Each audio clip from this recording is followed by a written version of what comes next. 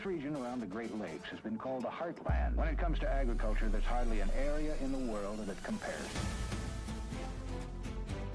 Everybody, just hold on. I don't know what we're going to have here. There's a lot of self-proclaimed geniuses out there that know the national yield, but they're all wrong. Manage money, piling in. Double digits higher. So at this point, we're in kind of uncharted territory. There's a lot of money on the sidelines. So that was a crazy one. That's what brings the viewers back. That a boy. Good morning, everybody. It's Wednesday, December 3rd, and this is the AgYield War Room. I'm Dan Dempsey, and I'll be moderating today's session. As always, if you get any questions or comments, please feel free to drop us a line in the chat area, and we'll be sure to get to it during the show. Overnight markets here at March corn down 3 at 447. January soybeans were up a half at 11.25 and a quarter, and March Chicago wheat was down 2 at 539. No export sales announced here this morning, so we'll jump right in. Yesterday in the cabinet meeting, Secretary Rollins said next week we should have some guidance on the bridge payments, and she was clear to make it known that these are our bridge payments as we continue to look at new trade deals and finalize trade deals. So it'll be interesting to see where they fall there. Also, yesterday we had tensions continuing to escalate between Russia and Ukraine. I think we saw some of that pop into the wheat market. And some were saying that there was a little bit of spillover into corn. So I guess with that, guys, we'll jump right in. Dustin, what's on your mind here this morning? And we'll throw around the room. Hey, good morning, Dan. Yeah, good question. I mean, we're still kind of flying blind on export sales. We know demand's been really strong to this point. It doesn't seem like it takes much for corn to get excited. We had an outside up day yesterday. We're right back to basically the highest even though it's sell for the last 6 months. You're heading into the end of the year. It might not be enough flow for all of that demand. That I will caution that war premium has been a hard trade. It might be a day or two of excitement, and then it seems like nothing ever happens out of it in the last 16, 18 months. Unlike 2022, of course, any escalation that year was super bullish. So we'll see. I think that I don't want to keep harping or being a broken record on the large balance sheet, but I do think there's some sort of limitation to how far it can go before more corn is released from growers, unless there's something we're missing on yield. Sure. Justin, obviously without knowing the details, it's kind of hard to speculate, but at the same time, they're making it very clear that this is a bridge payment. I guess what's your thoughts as how that's going to be reflective in how we trade here going into the first of the year? Yeah, I no idea. I mean, I think the farmer in general, sold some stuff just because flat price rallied. So flat price rallied, basis improved, spreads narrowed. So incentivized enough bushels to move to, satisfy the big, export book that we have on. But I think the stuff that's been sold, I think there's plenty of growers right now that are willing to wait. That just seems to be the attitude. I think there's, obviously not convinced the yield's that big, which I don't think is a hard argument to make. It's just how much smaller is it if it's smaller? But if there is a bridge payment, I would expect that delays even further, the farmer willingness to sell. So it'd be interesting when we, turn the calendar to 2026, like we've talked about, all those things are going to start coming back, the need for cash, all those types of things. So we've just been very adamant about just not lose sight of, where you came from. A lot of people had really good yields or record yields even. Just not to lose sight of the total revenue dollars and just protect it. I can't, like Dustin said, don't want to be a broken record, but don't want to lose sight of the goal. And the goal is to farm to make money. Not be right about what the national yield is. So see a lot of these years where you have this, post-harvest rally, which seems to come a little earlier every year. And we're kind of a good average type rally. We're 45, 50 cents rally in corn and $1.50 plus in beans. So that's great. right? And then if you get a payment on top of it, and some people have good insurance claims, like there's lots of different revenue dollars that have kind of eked in here, not to lose sight of, like I said, the goal. And just to remember that we still have all of 2026 to think about. So yeah, if you just look at charts and all that, like I'd say it's, X pretty good, on breaks it gets bought and has a hard time really falling apart. So just from a speculator, I'm kind of, I guess, neutral to slightly friendly. And it's a time of year where a lot of good traders, I remember from a long time ago, a lot of traders would take the month off because it's a very good month to lose money getting chopped up. Yeah. So Give your year back. Moves are just thin holiday markets. And if somebody has to do something, it moves pretty easy. One day can look fantastic. The next day look crappy and all those types of things. So as a farmer, I'm looking at just what's my revenue? What do I need to be? How much do I need protected? And if I want to, wait out for if there's a South America problem or more trade deal talk or et cetera, I still think, March options or something out in the spring look pretty reasonable way to protect myself until we know more. Very good. What's been going on with meal and oil? We're kind of bumping up into some technical levels on that trade. I know that's your favorite one to talk about outside of wheat, but yeah, if you really want to ruin your holidays, trade meal and oil. It's untradeable. And I've said this for months now.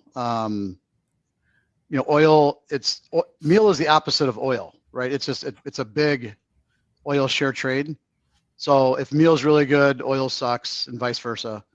And, I think my personal opinion is you had a massive short cover rally in meal due to the, kind of oil share liquidation. And that's all around government policy, 45Z, all these things that it just feels like have, gotten pushed back. And then the latest one, obviously, which was, weeks ago was, we may delay the, imported oil, getting less RINs and, less credits talk. So it's just oil is so dependent on government policy. So to me, it's just not tradable. Yeah, Ben, what's on your mind this morning? Just looking at some of the longer term stuff. I agree. I think this is going to be a really choppy trade. The holidays, it's not the time of the year where you want to lose money, right? A lot of traders get paid out at the end of the year. We did make it to the 50-week average yesterday, which is 52. It stopped right there. What crop, Ben? Corn. Okay. March corn, 52 was the 50-week average. And, sometimes we lose sight of the longer term things, but that held yesterday. There's certainly a well-defined, uptrending channel off our lows and the longer term stuff, but I think it's still going to be a chop. Going back to the spring, we spent 10 weeks where every week we traded the 50-day. So that period of uncertainty into planning and what weather looked like, I kind of think that maybe we're just in a sideways chop here and we maybe run people in and out around the moving averages a couple times, unless we get some more supportive or negative influences, which, I think the market is right now, other than South American weather and this slow lag on finding out where exports are at, like whether or not we get an earth-shaking news or not, we've traded that on the board. So I'm a little bit ambivalent about how that comes out unless there's some real shocking numbers. I think you just have some patience. Don't get too convicted one way or the other. To Justin's point, March options are really, really cheap. Looking at, on the dailies, the upside resistance comes in around 460, and on the weeklies, it's around 470. That's going to be probably a slog from here on out. So I don't think it's a market to get too overexcited about unless we really see a turn for the worse in South America. Very good. Got a couple of minutes here, Ryland. We had a pretty solid rally in cattle yesterday, and hogs are kind of light trade with kind of choppy, just looking for news. Nothing really important shaking out there. What are your thoughts as we start the day? Yeah, it's been a pretty nice move over here. So, I mean, you're $16 off the lows. You're running right into some kind of key retracement levels. And overall, you saw a little bit of cash trade, just some 125 head, 215. So there's been quite a bit of optimism here. I just think that we're kind of running into that decision point. You know, I think some of the worst fear is kind of behind us, at least at this point, or at least there's been a good move, I think, to get a little bit more active on, just because it's come so far so fast. Beef prices were down yesterday. We did see select down 472 and choice down 472, select down 710. So still got that kind of weakness here. And, you know, as we kind of stated yesterday, it just seems like there's going to be a lot of money moving around with option expiration on Friday. And that 220 level was one that we were eyeballing. Shocking. It was the high of the day yesterday. So it kind of felt like we're reaching these kind of milestone numbers. So something, again, to keep an eye on. I think the market's still waiting to see what really happens with cash this week, if we can get it up, and it'll follow the futures. But I think you're going to get some a little bit more hedge participation, just especially before the holidays here on this kind of move. On the hog side of things, still falling kind of 3 days in a row now. You've had weak cash, weak cutout the past several days, and you're seeing weights still creeping up here. And I think we wanted to see those numbers start to come down to really kind of feed the bull. But at this point, weights were up at 293.8 pounds, still up from last week and a year ago. So, you know, cash market down 35, bellies down 5. So it just you're not able to really find a lot of support unless you're trying to just pick a bottom here from a technical level. So would hope to see a little bit more maybe headline trade based off the ASF situation in Spain. Sounds like they're deploying the military in some areas of Catalonia, and we're seeing areas like the UK, you know, regionalization measures being taken. So still getting pork out of the country, just not out of the Catalonian region. So still something to keep an eye on. We are seeing open interest increase. So maybe we, you know, maybe we're seeing some more optimistic action, or at least optimists in the futures. But at this point, still kind of under the gun as far as cutout and cash go. So just not a lot of good news here to speak of overall. Very good. Appreciate the update there. A couple things to note here. We will get tomorrow. We'll get Stats Canada out 7:30. Take a look at that. Also, we'll have weekly export sales out tomorrow morning at 7:30. That'll be for the week ending of 10:30. So we'll take a look there as well. Appreciate everybody that tunes in on a daily basis. If you wouldn't mind, throw us a like and certainly subscribe. Doesn't cost you anything to do so, and it'll keep you up to speed on everything that's going on with AgYield. So again, thanks to everybody that supports the show. We're doing this live every day that the markets are open on X, Facebook Live, and YouTube Live at 8:15 Central Time. Appreciate the thoughts and comments here this morning, guys. It was a good show. Hope everybody has a great day, and we'll talk to you again tomorrow. The War Room is proudly presented by AgYield. For over 50 years, the AgYield team has provided grain marketing and risk management solutions for growers across the country. Our veteran consultants harness cutting-edge technologies to pinpoint risk, optimize market performance, and protect your farm's profitability.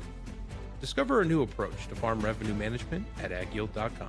Hey guys, Jack here. Be sure to support the show by hitting the like button, leaving us a comment, and subscribing to the channel for all the latest updates. Thanks for watching. We'll see you next time.